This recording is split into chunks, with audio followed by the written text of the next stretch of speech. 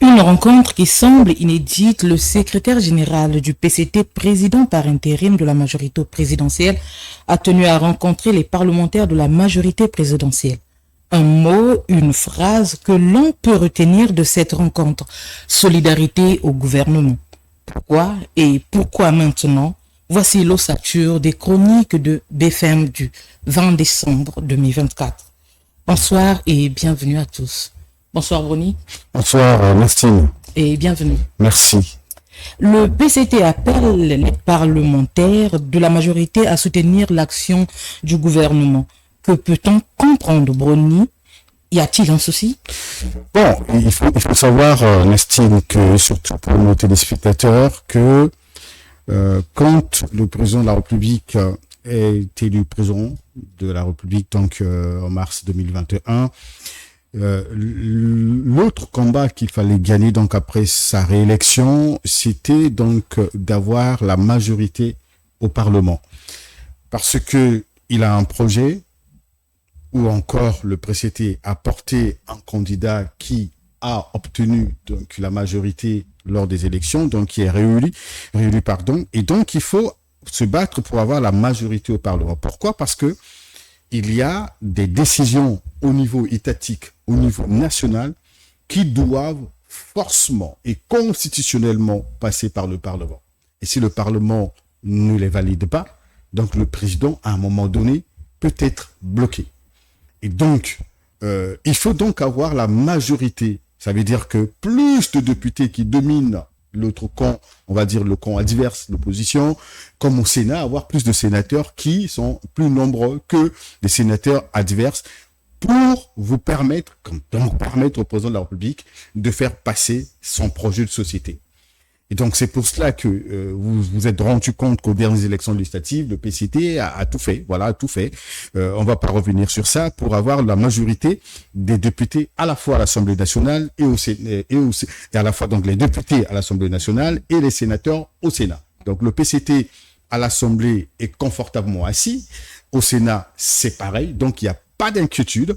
Et le rôle donc de ces députés majoritaires et de ces sénateurs majoritaires, c'est de corroborer, c'est de valider, c'est d'accompagner, c'est de soutenir l'action du gouvernement, c'est de soutenir les projets du gouvernement, donc le projet du président de la République qui est devenu le programme du gouvernement. Et donc, c'est un rappel. Y a-t-il un souci? En réalité, c'est un rappel pour dire que le contexte actuel du pays, le pays est en crise. On constate que le gouvernement fait face à beaucoup de difficultés. On constate qu'il y a même une sorte de pessimisme qui s'installe, de psychose, de peur, de crainte, même de rejet au niveau de la population, de rejet du gouvernement. Donc, il faut que, c'est pendant ces moments qu'il faut que l'on soit solidaire. Donc, le secrétaire général du Parti du Travail, Pierre Moussa, qui est aussi le président par intérim de la majorité présidentielle, et donc dans son devoir de rappeler, puisqu'ils sont d'abord et avant tout parlementaires du Parti congolais du travail et de la majorité présidentielle, que votre rôle à l'Assemblée, c'est vrai, vous êtes législateur, mais c'est aussi d'accompagner le gouvernement, c'est d'en être solidaire. Et c'est pour cela que il a réuni une crise comme telle. Jusqu'à aujourd'hui, on ne peut pas parler de crise entre les parlementaires de la majorité présidentielle et le gouvernement. Mais non, on ne peut pas parler d'une crise. On constate pourtant majoritaire quelques parlementaires titillés, interpellés et parfois tordent le cou du gouvernement, sinon à quelques ministres. Lors des séances, des questions orales avec débat Bruni Fortuna, comment peut-on expliquer cette attitude? Oui, vous savez que à un moment donné, c'est le PCT qui est majoritaire, c'est la majorité présidentielle qui domine ces deux chambres du Parlement. Donc, on constate qu'il y a quand même une absence significative de l'opposition. La voix de l'opposition ne se fait pas réellement entendre comme telle, et même si on a constaté Munari, on a constaté Tassima Biala et même Jérémy Dissouba et bien d'autres à l'Assemblée et comme ailleurs au Sénat où il y a Kaya Magan par exemple, mais leur voix ne porte pas réellement. Ça peut susciter polémique, ça peut susciter énervement, mais à un moment donné, le PCT en réalité veut aussi se dire à un moment donné que oui, c'est notre gouvernement, c'est le gouvernement de la majorité présidentielle, mais après, en tant que parlementaire, il faut jouer le rôle du parlementaire parce qu'eux sont des représentants. Les députés sont des représentants, les sénateurs sont des élus du peuple, ils représentent la population congolaise dans son ensemble, et donc ils ont des préoccupations qu'ils portent et qui viennent de la base, donc qui viennent des mandants. Donc à un moment donné, ces questions, en réalité, il ne faut pas les considérer comme les questions des parlementaires comme telles, mais c'est souvent, et que ça devrait être en réalité, des préoccupations de la base, c'est-à-dire des mandants qui demandent à leurs représentants, mais nous ne comprenons pas tel ou tel sujet, nous n'arrivons pas à concevoir telle ou telle chose, est-ce que vous ne pouvez pas chercher à comprendre? Et donc, les députés et les sénateurs interpellent donc lors des séances orales avec débat et même des questions d'actualité des ministres pour les questionner sur des questions qui préoccupent la population. Et donc, pendant ces séances, il peut arriver qu'il y ait réellement des tensions, comme on en a assisté depuis le début de cette année 2024 et même bien avant. On a vu, par exemple, le député Jean-Claude Ibovi qui souvent attaque violemment les ministres. On a également vu celui qui est aujourd'hui à l'extérieur du pays, qui était en prison, Idever Moini, qui pendant aussi à un moment donné s'est attaqué donc à certains ministres. On constate tout le temps, il y a un peu ces passes d'armes entre les ministres et les députés, mais simplement il y a parfois des questions qui fâchent, il y a des incompréhensions, et parfois aussi les députés eux-mêmes à un moment se disent on n'arrive plus à comprendre aussi comment les choses fonctionnent, on a besoin d'avoir de la clarté. Et donc, tordre le cou, oui, parce que je ne suis qu'un représentant, disent certains députés, disent certains sénateurs, mais la population me fait pression pour comprendre telle réalité. Donc, la question peut énerver, la question peut déranger, mais simplement, il s'agit juste de la quête de la vérité, sinon de la quête de la réparation des problèmes que vivent la population. Donc, pourquoi ça dérange? Parce qu'à un moment donné, il devrait, entre le gouvernement et l'Assemblée nationale ou le Parlement, il devrait avoir quelques atomes crochus. C'est-à-dire qu'il devait y avoir quelques ententes, voilà, une complicité, comme je le disais tout à l'heure, mais il arrive que face à la représentation du peuple, mais que les sénateurs ou les députés réellement privilégient ceux qui les ont emportés là, et à un moment donné, qui ne s'identifient pas en tant que PCTistes, qui ne s'identifient pas en tant que majorité présidentielle, mais qui s'identifient simplement comme compatriotes, comme Congolais et comme citoyens, et qui sont derrière leurs propres préoccupations. Au regard de cette rencontre entre le président de la majorité présidentielle, Pierre Moussa, et les parlementaires de cette plateforme, est-ce qu'il faut déceler un mécontentement ou une crise entre les élus du peuple et le gouvernement? Oui, le mécontentement y est. Il faut le souligner. Je crois que c'est aussi, tout à l'heure, je disais qu'il n'y avait pas de crise, mais il y a aussi le mécontentement. Je crois que le secrétaire général du PCT l'a perçu, et nous le constatons même que le président, dans son interview, si je me trompe pas, dans Jeune Afrique, a souligné le fait que à un moment donné, il est un peu dérangé de constater les débats houleux à l'Assemblée nationale ou au Sénat, en réalité, qui ne devraient pas avoir lieu avoir lieu dans une même famille, puisque la majorité, c'est le PCT qui est là, c'est la majorité présidentielle. Mais souvent, cette guéguerre, ces passes d'armes qu'on constate à l'Assemblée, c'est souvent entre les ministres et les députés d'une même famille. Et donc, il y a un véritable mécontentement, mais le mécontentement, le gouvernement le sait. Pourquoi? Parce que depuis pratiquement 4 ans, on constate qu'il y a des promesses qui ont été donc énoncées par le gouvernement. Il y a des projets qui devaient être réalisés depuis 4 ans, par exemple le PND dans son ensemble. Et tout cela, à un moment donné, n'ayant pas été concrétisés, peut réellement frustrer la population, et la frustration est palpable. on constate qu'il y a un véritable désarroi, il y a un mécontentement, il y a un désespoir qui s'installe au niveau de la population. Mais celles et ceux qui présentent ces populations, ce ne sont que les députés qui sont là. Donc à un moment donné, vous avez suivi à un moment donné le président, on va dire, du Sénat, Pierre Ngolo, l'a souligné quand il y a eu la guéguerre sur les terres, les terres octroyées ou pas au Rwanda. Il dit, nous portons ici, donc à l'hémicycle, les préoccupations, les mécontentements, la clameur de la population. Donc, ils ne font que le relais de la population. Donc, à un moment donné, ce mécontentement que nous constatons au niveau de la population, qui est d'ailleurs réel, ce désespoir, ce désarroi, cette psychose que nous constatons au niveau de la population, en effet, donc, donc tous ces mots, en réalité, se répercutent réellement sur l'Assemblée nationale, puisque ce sont des représentants. Donc, le mécontentement, c'est pour cela qu'à un moment donné, les députés qui refusent d'être à la fois interpellés, mal compris, qui refusent parfois d'être rejetés, d'être violentés verbalement, entre guillemets, par les populations, et qui refusent aussi, on va dire, de faire la misère à la population, ou vice-versa, à un moment donné, viennent à l'Assemblée pour réellement trouver solution, puisque c'est leur environnement de prédilection, sinon c'est un cadre légal où ils doivent agir, et donc ils expriment ce mécontentement, et nous l'avons constaté depuis le début de cette année, et même bien avant, qu'il y a des députés qui ont réagi parce qu'il y a des solutions, des problèmes qui traînent encore, des problèmes des bourses, des problèmes des érosions, des problèmes des retraités, des problèmes aujourd'hui de la gestion des hôpitaux, le problème de la gestion de l'éducation au Congo. Il y a aussi, par exemple, des catastrophes, et tout ça là. Donc, à un moment donné, on n'arrive pas aussi à tolérer ce gouvernement qu'on croit avoir peut-être eu autant de temps pour agir, et qui n'arrive pas à comprendre. Vous entendrez certains députés de la majorité dire, mais finalement, le gouvernement est paresseux, que le gouvernement ne travaille pas, que c'est un gouvernement incompétent, c'est un gouvernement et qu'il faut virer. Et donc, il y a tout cela qu'ils tentent d'exprimer pendant ces séances de questions orales ou des interpellations avec le gouvernement. Et donc, le mécontentement est réel, et donc, ça peut aussi causer tout ce qu'on vit aujourd'hui entre le gouvernement et le Parlement.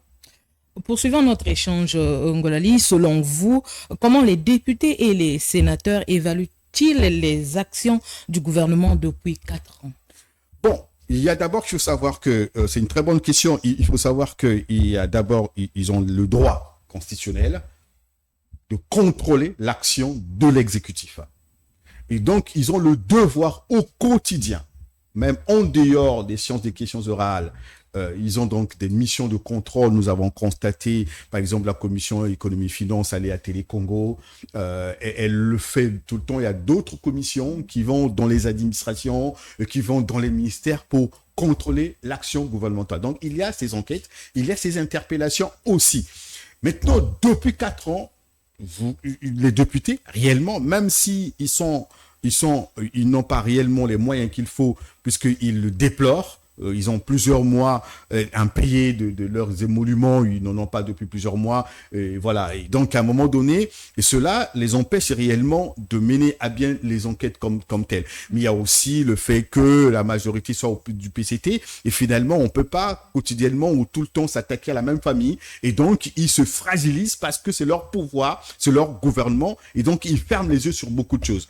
Mais sinon, quand on écoute certains députés, et même quand on écoute les questions de certains députés qui sont de la majorité présidentielle, et comme le député du club 2002 pur de Pointe-Noire de Lumumba, je crois 1 ou 2, voilà, il est revenu plusieurs fois sur les dettes vis-à-vis des communes de Brazzaville et de Pointe-Noire, par exemple, les municipalités. Il est revenu plusieurs fois sur beaucoup de choses. Il y a des députés de la majorité présidentielle qui ne cesse vraiment de presser le gouvernement sur des questions. Et donc, quand à la lumière de ces questions, à la lumière de ces débats et des échanges que nous avons, des enquêtes que nous menons à gauche et à droite, l'évaluation depuis 4 ans, et nous le savons, et le gouvernement aujourd'hui tente de le reconnaître, n'est pas positif. Donc, les députés, à un moment donné, nous sommes tous d'une même famille, mais ils n'ont pas envie de porter le même fardeau ou la même responsabilité d'être comptables sur cette gestion,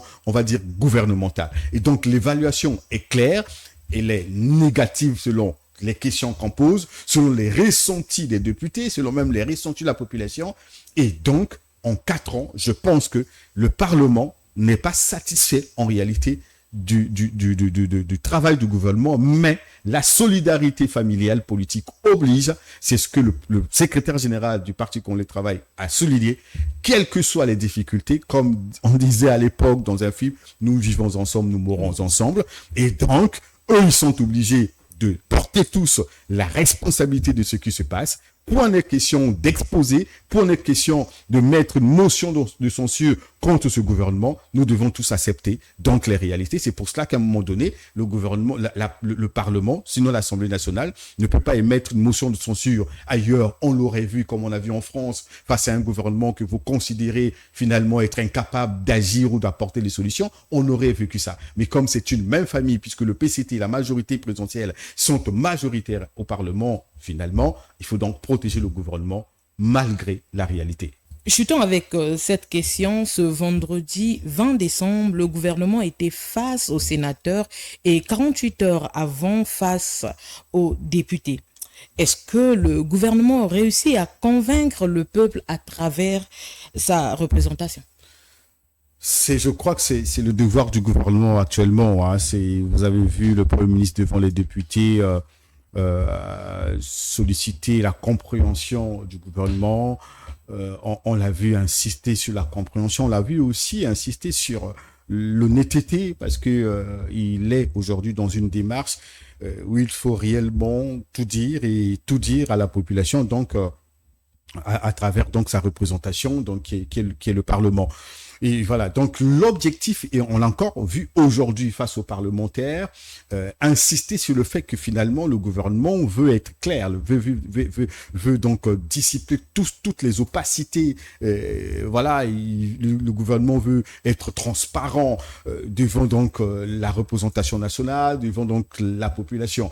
Et donc à un moment donné, on constate que le gouvernement est dans la démarche de faire entendre raison par rapport au contexte actuel, parce que on est dans un contexte économiquement difficile et finalement les populations regardent plutôt les projets qui ont été énoncés ou encore promis par le gouvernement, mais comme on dit, le ventre affamé la pointe d'oreille, donc on n'a plus envie de savoir argent ou pas argent, crise ou pas crise, et nous ne sommes pas là. Et donc le gouvernement veut à tout prix en faire entendre raison dans la démarche qu'il a entreprise depuis quelque temps. Il faut donc convaincre la population, oui, nous sommes en crise, mais regardez ce qui se fait, regardez les projets dont on veut mettre en œuvre maintenant, regardez la démarche du gouvernement. Mais donc ça sollicite et ça nécessite de la compréhension. Et finalement, le combat, c'est de convaincre la population à travers sa représentation. Mais est-ce que le gouvernement a-t-il réussi à convaincre réellement la population à travers donc sa représentation? Je l'ai dit tout à l'heure, le PCT peut faire profil bas, la majorité présidentielle peut dire ok, bon, on continue de croire, on continue de vous soutenir, puisque le Premier ministre l'a dit que coûte, quel que soit le temps, voilà, l'émergence tant attendue, quel que soit le temps, les projets tant attendus se réaliseront. Et donc, à un moment donné, le Parlement qui est là, qui doit accompagner en majorité, je parle donc de la majorité présidentielle, qui doit accompagner le gouvernement, ne peut que à corroborer cette démarche. Maintenant, est-ce que le gouvernement a réussi à convaincre la population? Il faut savoir finalement que tout ce que les populations attendent du gouvernement, ce sont les actes concrets. Voilà, les discours encore, parce que depuis quelque temps, les séances de questions orales au niveau du Parlement, nous le savons, sont transformées souvent à des scènes théâtrales. Nous l'avons dit dans plusieurs de nos reportages, où certains, donc les uns arrivent parce que c'est souvent en direct pour donc jouer au mannequinat politique, et d'autres encore qui réellement viennent parfois pour mieux comprendre les choses, et d'autres pour régler les comptes en direct. Et donc on constate que depuis donc quelques temps, ce que se fait au niveau de l'hémicycle, il est très difficile aujourd'hui avec les réponses qu'on entend des ministres, et ça c'est mon point de vue, on a suivi par exemple le ministre d'État, le ministre de la fonction publique, devant les députés revenir à peu près sur cette question des retraités et tout cela, mais c'est une question qui est sur la table du gouvernement depuis, on va dire pratiquement 2012, 2013, par là, on se souvient que le ministre d'État actuel, qui est le directeur de cabinet du président de la République, a plus d'une fois été, quand il était ministre donc de la fonction publique, des affaires sociales, était plus d'une fois interpellé, et plutôt du travail, était plus d'une fois interpellé à l'Assemblée nationale pour des mêmes raisons, l'automatisation de la retraite et tout ça. Donc jusqu'à aujourd'hui, ce sont les mêmes préoccupations qui perdurent. Donc c'est très difficile de convaincre les gens avec les discours aujourd'hui. C'est très difficile de convaincre les gens quand on sait que les questions sont souvent écrites quand il s'agit des questions orales avec débat avant les répliques. Et donc, on se dit, bon, tout est bien préparé pour que les populations, voilà, tout est préparé. Donc, c'est très difficile aujourd'hui, et même le gouvernement le sait, de convaincre la population par des simples mots, par des simples discours. Et ce que le gouvernement doit faire, puisqu'il ne reste à ce gouvernement, et sinon au président de la République, qu'un an et demi pour les prochaines élections. Et donc, la question qu'on se pose, est-ce que tout ce que dit le gouvernement aujourd'hui devant le Parlement, tous les engagements que le gouvernement prend, on a encore vu aujourd'hui, vous parlez tout à l'heure du ministre des Affaires étrangères qui est venu détailler aujourd'hui. Il a été un peu arrêté par le président du Sénat par rapport au timing. Il fallait donc respecter le temps. On a vu comment il a peint le tableau sombre des difficultés que rencontre la diplomatie congolaise, les dettes que le Congo a vis-à-vis de certains États concernant le paiement des loyers et même, on va dire, l'affectation de certains diplomates, ceux qui sont affectés, qui traînent encore au Congo depuis plusieurs années parce que faute de moyens financiers, et ceux qui sont à l'extérieur qui devraient rentrer, puisqu'il a même donné les chiffres, j'ai bien retenu, 184 des diplomates qui devaient rentrer au pays, mais sur les 100 et quelques, donc il n'y a eu que 18 ou 19 qui sont rentrés, le reste est encore à l'extérieur, mais faute de moyens. Donc on constate qu'à travers ça, que la situation est toujours difficile, et ce que la population et même les parlementaires qui sont là attendent du gouvernement, ce sont des actes les actes qui viendront donc plomber sur, on va dire, les discours ou encore les questions orales ou les réponses orales les réponses orales que donnent, on va dire, les ministres. Et pour convaincre réellement aujourd'hui, je pense qu'il faut passer aux actes. Boni Fortuna, merci d'être passé sur l'un des plateaux de Chili. C'est moi qui vous remercie et tous les téléspectateurs. C'est par là que nous bouclons les chroniques de BFM de ce soir. Restez scotchés. On se dit à très bientôt.